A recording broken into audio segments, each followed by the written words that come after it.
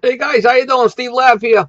On this video here, I just do a little introduction of the Testo 320. I got quite a few of my subscribers that have been getting the Testo 320, and I'm just doing a basic run through on how to start it up and how to set it up, how to set the probes up, and what to look for, and some of my cheat sheets. Just basic. If you guys want me to do more with it, I will. But this is just like, I know Harry got one, Hannity got one, Emmett is getting one, and just this little basic shit might help them guys to get going, help them, give them a little boost. That's all that the video's for. Nothing major, and I don't go in. Yeah, I'm just doing the basics for these guys. They're my buddies, so I'm doing it to help them out. And I will do more with the Testo 320. I'm going to start really cranking up with it. And I love that. I love that piece of equipment. And it's something we all, whether it's, a Bacharach or there's a lot of different brands out there. If you're going to be working with any kind of combustion fuel, gas, oil, you really need to get a meter and see what's going on in there. I've seen some crazy 3,000-4,000 parts per million on furnaces, and it's like, holy cow, people could die with this type of stuff. Real scary shit. And once like Eddie always says, unless you're testing, you're guessing. And when he says that, that's what he means. The combustion analysis. He's seen a lot of crazy shit too. He had told me. I talked to him on the phone a couple of times. Just so, well, that's what it's all about. Just the basics for the new guys, and I'll be doing a lot more with it in the near future, guys. All right, thanks for watching. Alright guys, we're going to talk about my Testo 320. I'm just going to do a basic how to start it up type of thing for the new guys. Some of the new guys have been getting the Testo 320 and they got some questions, so I'm just going to do a quick little review type of thing on what I do and to get started. First thing you want to do is get a personal carbon monoxide detector. You don't need this, but it's good to have it when you're walking into an environment to see if it's clear or not. When you're starting this up, should be started up in a clear area. A lot of times I'll take this down in the basement with me if I'm going to be working on a unit, make sure it's safe to work in there. And then if it's zeroed out and it's clear, I'll start this up in the basement, or you can go outside and start it. But as long as you know it's clear from CO, you're good to go. Well, let me open this thing up and we'll look at it. I put a strap on mine. What I do is I put it right over my shoulder and carry it in the house. That's how I do it. Straps on there. And I could hook it right on there. Snowboard straps that you would hook the snowboard up to your boots. That's all that is. Just had this strap. It's one of my other bags, and it works good.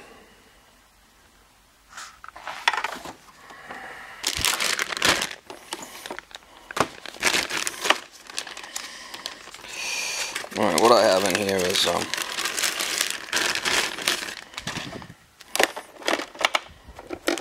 I got some tube for checking, gas pressure and whatnot. Tube for checking gas pressure. Here's a probe here for checking high efficiency intake on furnaces and boilers. If you want to check the makeup air coming in. If you want to check the makeup air coming in, this is the probe that goes in there. That there, you take this probe here out and you'd stick that one in there. This senses the air. This is how you would charge it. There's a built-in battery in this thing. This has got a UPS port. This would plug right into the bottom here like this for charging. You want to keep an eye on it, make sure that it's charged properly. Make sure that you're good to go. It does hold a charge. Every so often I'll just take it in my house at night and plug it in. It does come with a little square box of all kinds of different adapters that you could use also. Okay, on the probe here, you'll see on the back of the probe here, it's got a little filter here. This little filter comes off. This one's a little bit dirty. Just sticks in there like that.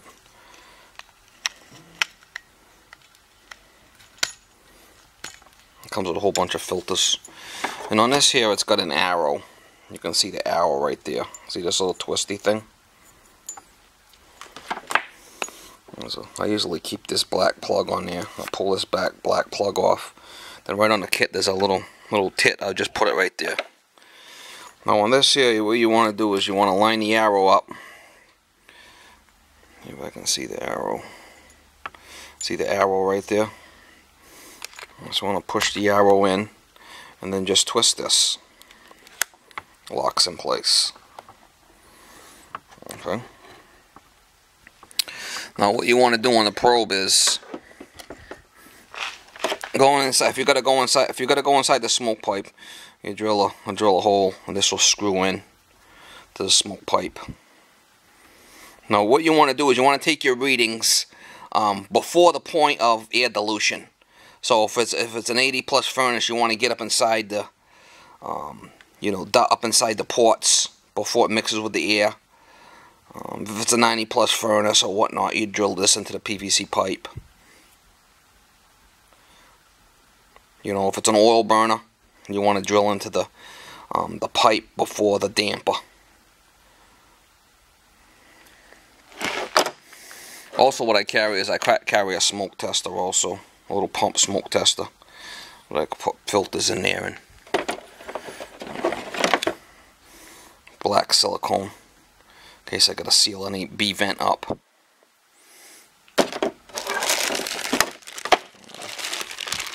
Also got different size plugs here, little push plugs. And Jim Burtman's idea there with the plugs for the PVC, it works pretty good.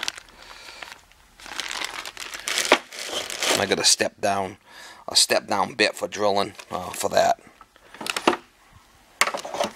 Also got a little hand draft gauge I carry as a backup rack if I want to check it. This thing does check for draft, but with this little draft gauge as a backup if I want to check something.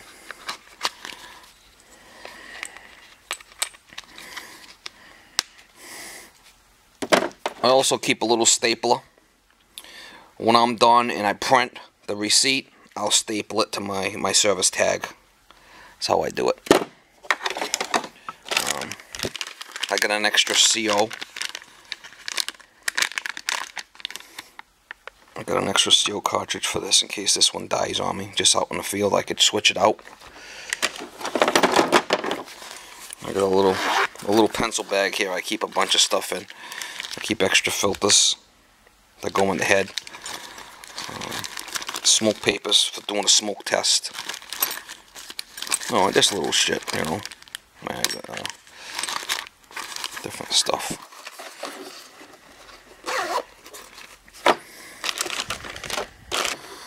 Alright, when you start it up, I'm going to hit this bottom button here. And it's going to start it up.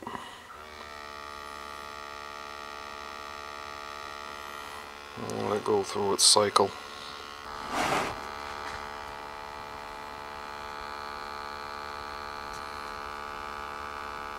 Fuel gas, you got draft. Now if you want to go down, you just hit this down button right here. You know, you want to go to draft, pressure probes, CO, smoke numbers, differential pressures, differential temperatures. There's all kinds of stuff this meter will do. A lot of this stuff I never even use. Ambient CO.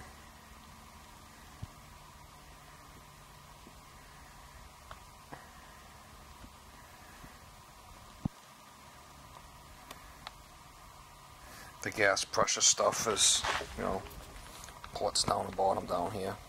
You want to check for gas pressure. What I usually do is I start out with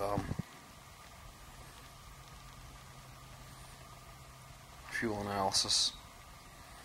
You know, I'll hit this OK button right here. That'll start it up. natural gas if you're going to do oil, propane. We'll say natural gas. I'll hit the OK button again. Then I'll go through its, you'll see this green. It's green. You want to start it by pushing that green button right there. And it's ready to go. You'd have your probe here. You want to drill into the smoke pipe or PVC, you drill your hole 1/4 inch and stick, screw that in there, and then you could stick your probe in probably halfway in.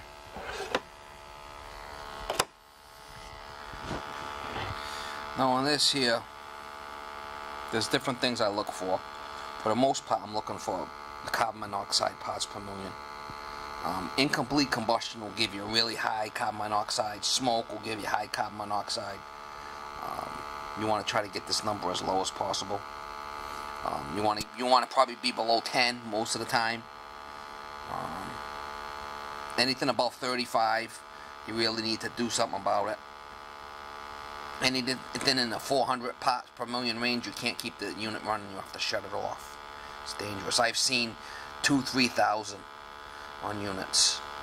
So that's usually what I'm really concerned about. The CO2 is going to be important if you're checking for like cracked heat exchangers and stuff like that. You'd have your CO2. Say your CO2 is like, say, 7. Now when the fan comes on, if that goes up to 8 or 9, that means you got cracked heat exchangers, air getting pushed into the combustion side. Draft. I usually do my carbon monoxide. I usually, do my combustion analysis. I'll check for CO2. Check for CO2. I'll check for CO. I'll check my oxygen. Then I'll do my draft after that. You can check your efficiency. Efficiency. What's going to determine your efficiency is your stack temperature, which is obviously, I don't have it inside the unit. I just got it here for just to show you guys. Your stack temperature and your CO2 is going to determine your efficiency. The lower the stack temperature and the higher the CO2, is going to give you a highest efficiency. Now on oil, you don't want to go, around 12 CO2, you're getting close to smoke. You don't want to soot anything up. Then you can go down here, you can scroll down. Now you can change all these numbers and stuff, whatever you want. You can move, the draft up, or you can move the CO down. I have mine set up the way I want to have it set up. Excess air. Some guys like that excess air. I'm not too concerned about that myself. What I can be concerned about is the stack temperature. The parts per million, carbon monoxide is what I'm really concerned about. The oxygen and the CO2. Them are the numbers I look at. And obviously the draft. The draft over the fire, you want to be 1 to 2. Negative draft going up. And over the breech, you probably want to be, 4 to 5 for the most part on oil and gas. It's going to vary a little bit, but I got charts I'm going to go over with that also. Alright, so say you did your combustion test and you were happy with the results, and you tweaked it. You opened up your air bands on your your gas burners to get the lowest parts per million possible. Incomplete combustion will be high carbon monoxide, so you want to try to get it clean, running clean and lean. And then you would hit clipboard after this is all done. You'd hit clipboard, okay, and that would store your data. And then if you want to check your draft now, you'd go over here to ESC, okay, and then you would go down to draft measurements. Hit OK. Okay, and then you'd hit this button here to start it. And now it's zeroing out. You'd pull your probe out. I always pull my probe out to zero it out. Okay, now it's ready to go. Stick it inside and that'll give you a draft. Now if this thing's on the red, that means it's running. If it's on the green, that means you need to push it to get it going. So then when you're done with that, you could hit the options, you could hit clipboard. Then that would store your data. stored data. Then what you do is you get your printer out. Hit the green button, hit this button here, start it. And you want to have them in line. It's heat activated. You just hit print. And obviously, let's say police and wait, and it would print all your data. Just the basics. Basic operation of this stuff, guys, just the basics.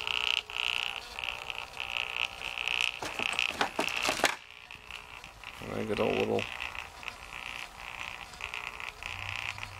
thing that I would clip it right to my service tag.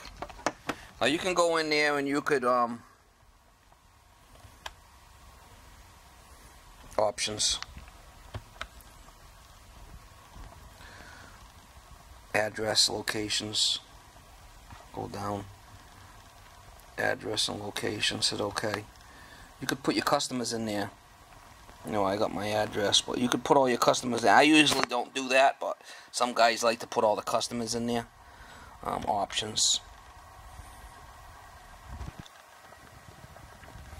There's so much different stuff that you could do. I'm just going over the basics, but you know, you could go in there and plug in all your customers and do what you want. You want to escape that, go over here.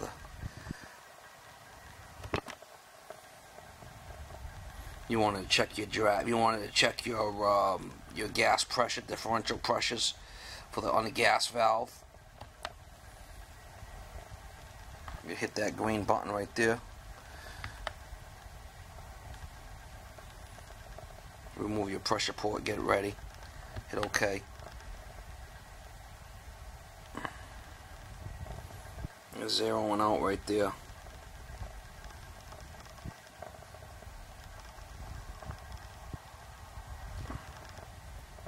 Set pressure, you'd insert your pressure port, you know, the rubber hose into that, and you'd have it screwed into the... This is what I got here for the pressure port. I screwed it right into the gas valve. I wanted to check my gas valve, and this in here, you know, would plug into there to check it. And I could check it, and then, you know, obviously I could save data to clipboard, and when I print it all, I could print it all. Your filters. It's a nice little setup. You know, then when I'm all done,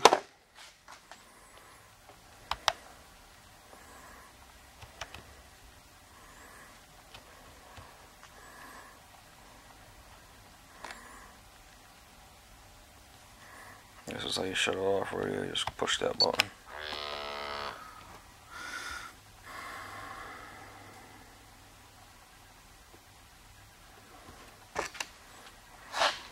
So you want to get this off, you just twist that, pull that straight off.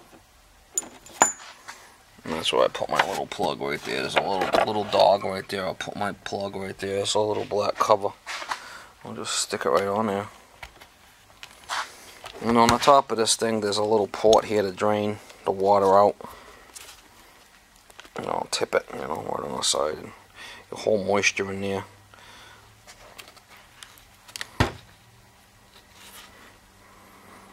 There's so many things this meter can do. You know, there's so much to it. I'm just doing just the basic to get some of my friends started that are getting a unit, help them out. This thing here, the little filter in there unscrews, that thing unscrews, and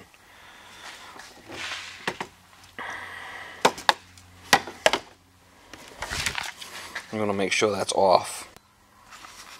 Oh, I just saw my little cheat sheets I got going on here. Oil-fired boilers.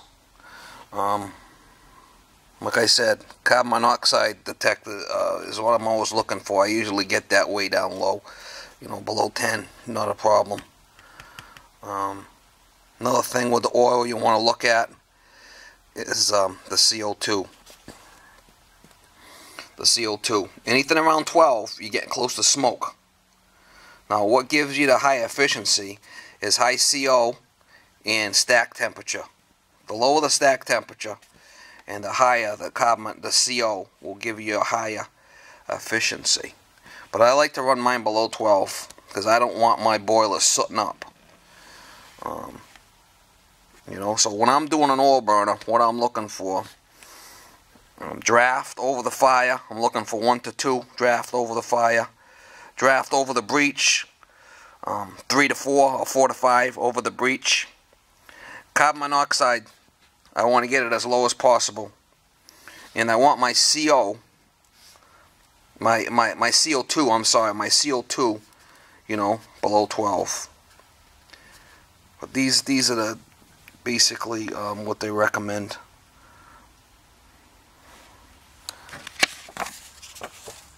There's some more stuff for oil here.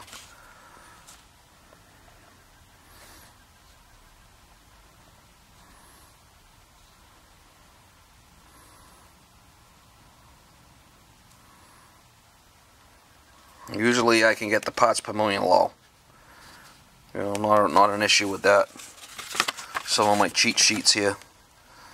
Yeah, these are both basically the same, these two here. Oil. Oh, I got some stuff here for gas. Natural draft furnaces. Natural draft boilers. Do the furnace first.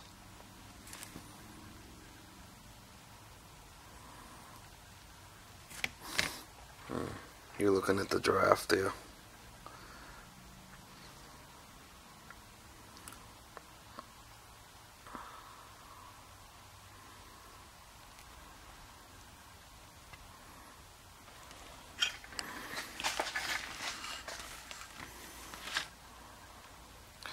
Parts per million, like I said, I usually can get that pretty low. That's what I'm shooting for, the parts per million. The CO, carbon monoxide, I always try to get that low. Incomplete combustion will give you high carbon monoxide levels. So the more complete, usually what I try to do is I try to open up the air bands as much as I can on the burners. Give as much air as possible. Stack temperature. That's going to be affected by you know, if you have improper airflow, you know, improper returns, your stack temperature will be higher than it should. That has a lot to do with it. Carbon monoxide, oxygen. Again, shoot for low carbon monoxide levels. That's the thing you really want to look at. There's all this other stuff that comes into effect, the oxygen, carbon monoxide. CO2. There's a CO2 right there. Atmospheric. And there's draft-induced furnaces. This is going to be a little bit different. There's the draft there.